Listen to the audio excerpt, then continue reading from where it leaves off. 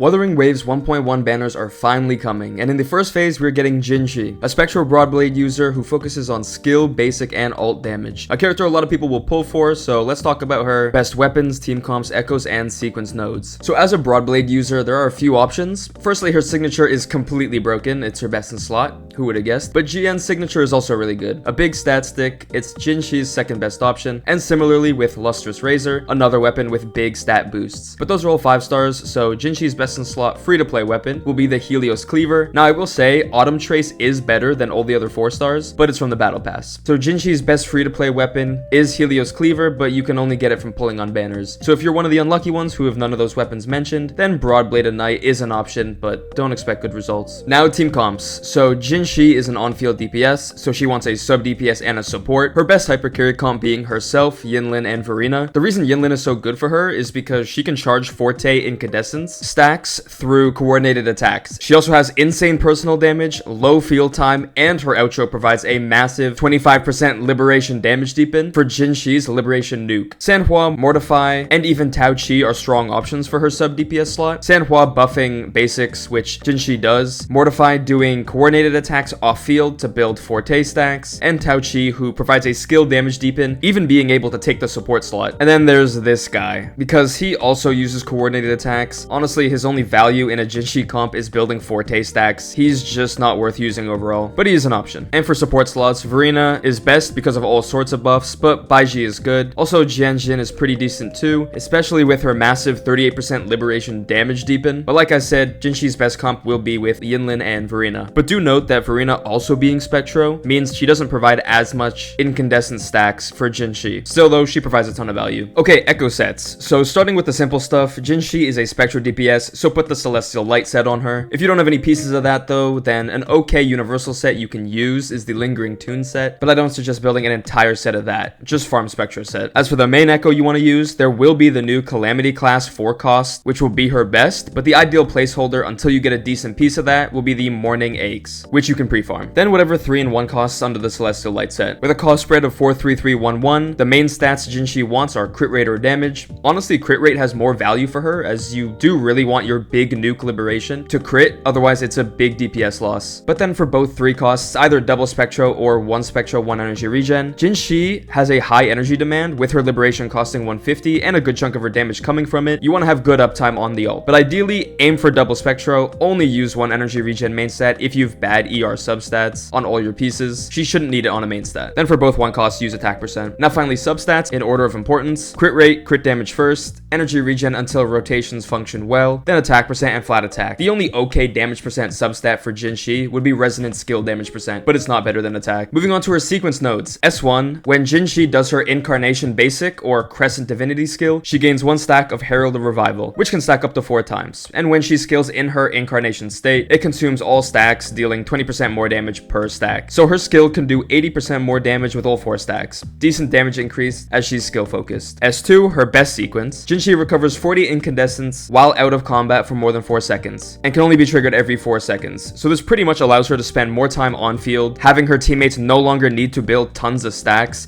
It can completely change her playstyle for the better. S3, gain 12 incandescence and 1 stack of Immortal's Descendancy after casting intro skill. Each stack of Immortal's Descendancy increases attack by 25%, stacking up to 2 times, lasting for 20 seconds. So if you're able to get 2 intros in 20 seconds, then Jinhsi gains a massive 50% attack and additional incandescence. S4, when casting her Liberation or her skill in Incarnation form, all teammates gain a 20% damage bonus for 20 seconds, which is a nice overall team damage boost, especially for Yinlin. S5 is a straight 120% addition to Jinhsi's Liberation multiplier. That's it, good damage increase. And S6, Resonance skill in her Incarnation state has 45% added to its multiplier, and Incandescence has 71% added to its damage multipliers. Another sequence node that just lets her do more damage. So that'll be it for the Jinhsi build guide. Personally, I'm pulling for Jinhsi. She looks more fun to me than Shangli, so good luck with your pulls in a couple days.